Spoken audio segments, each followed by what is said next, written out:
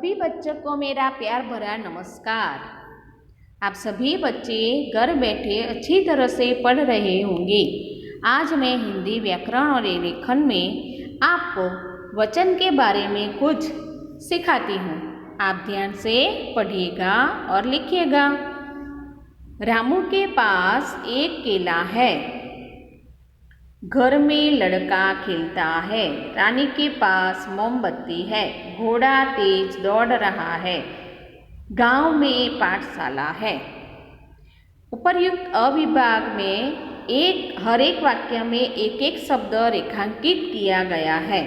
अविभाग के रेखांकित शब्द केला, लड़का, मोमबत्ती, घोड़ा, पाठशाला एक व्यक्ति या पदार्थ का बोध कराते हैं, जिसे हम एक वचन कहते हैं। चलो अब ब विभाग का हम पढ़ेंगे।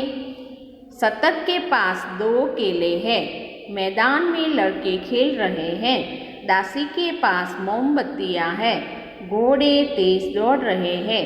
शहर में पाठशालाएं हैं। तो यहाँ ब विभाग के रेखांकित शब्द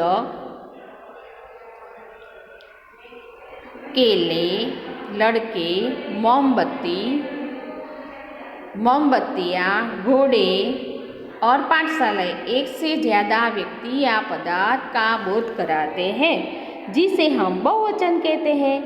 उपर्युक्त वाक्य को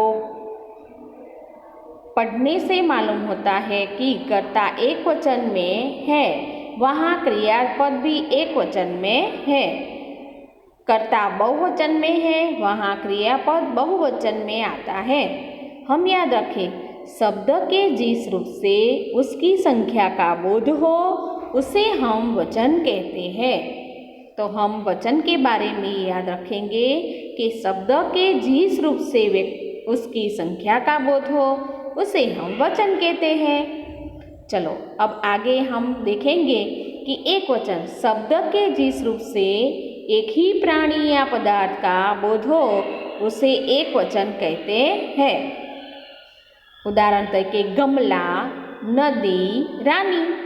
बहुवचन शब्द के जिस रूप से एक से ज़्यादा प्राणी पदार्थ का बोध हो, उसे बहुवचन कहते हैं। जैसे कि गमले, नदियाँ, रानियाँ। वहाँ आपकी पाठ्य पुस्तक में प्रस्तुत शब्दों के एक वचन बहुवचन दिए गए हैं, पढ़कर याद रखिए। तो मैं, हम, सब्जी, सब्जियाँ, हूँ, है, बच्चा, बच्चे, चीज, चीज़ें, है, यह, ये, वह, वे, था, थे, थी, तुम, आप, भूल, भूले, कचौरी, कचौरियाँ, बात, बातें, बीमारी, बीमारियाँ।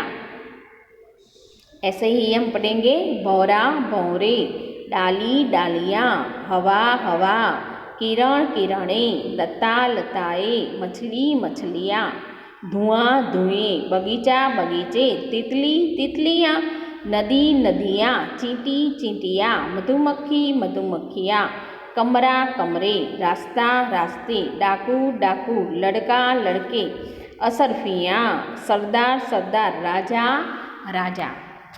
ऐसे ही हम आगे और कुछ भी पढ़ेंगे। देखिए सभी बच्चे, तो यहाँ है कहानी, तो कहानियाँ।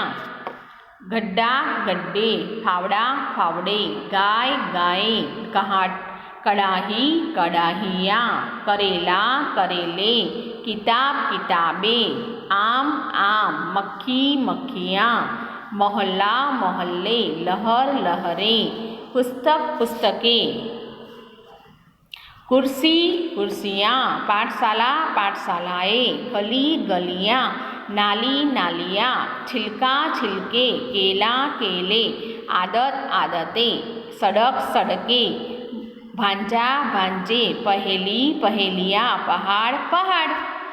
अब आप सद्य लिख सकते हो ने।